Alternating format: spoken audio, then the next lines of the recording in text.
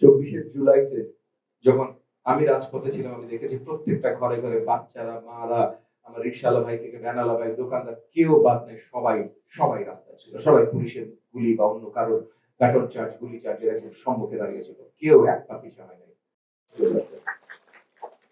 আমরা সোনার বাংলাদেশ করতে চাই। আমরা আমাদের নিজেদের সোনার ব্যাংক অ্যাকাউন্ট করতে চাই না।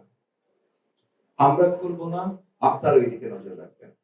কারণ এগেন, আমরা যেহেতু করবো না, আমাদের কিন্তু অ্যাবসলিউট জিরো টলারেন্স থাকবে। সো এই জায়গা থেকে সবচেয়ে গুরুত্বপূর্ণ দায়িত্ব যেহেতু আমাদের দেশের ফাউন্ডেশনটাকে তৈরি করা। ফাউন্ডেশন নিখুঁত হতে হবে, ফাউন্ডেশন করাপশন ফ্রি হতে হবে। বিকাশ পেমেন্টে 10,000 টাকার বেশি অফার। শপিং চলছে তো। এই ফাউন্ডেশনের ভিত্তিতে আগামী দেশ তৈরি হবে। আমরা দেশকে সকলে ভালোবাসি, আমরা প্রমাণ করেছি। 24-এর গণ অভ্যুত্থানে অনেকে আমরা ভুলে গেছিলাম, অনেকে মনে করেছিলাম যে আজকের তরুণরা, জেনজিরা দেশকে এত ভালোবাসে না, রাজনীতি নিয়ে চিন্তা করে না, দেশকে নিয়ে চিন্তা করে না। 24শে জুলাইতে যখন আমি রাজপথে ছিলাম, আমি দেখেছি প্রত্যেকটা ঘরে ঘরে বাচ্চারা, মারা, আমার রিকশাওয়ালা ভাই থেকে ভ্যানওয়ালা ভাই, দোকানদার, কেউ বাদ নেই, সবাই সবাই রাস্তায় ছিল। সবাই পুলিশের গুলি বা অন্য কারো ব্যাটন চার্জ, গুলি চার্জের একদম সম্মুখে দাঁড়িয়েছিল। কেউ এক পা পিছু হয় নাই। দেশকে ভালোবাসার প্রমাণের কি বেশি হতে পারে না। আমরা সবাই দেশকে ভালোবাসি।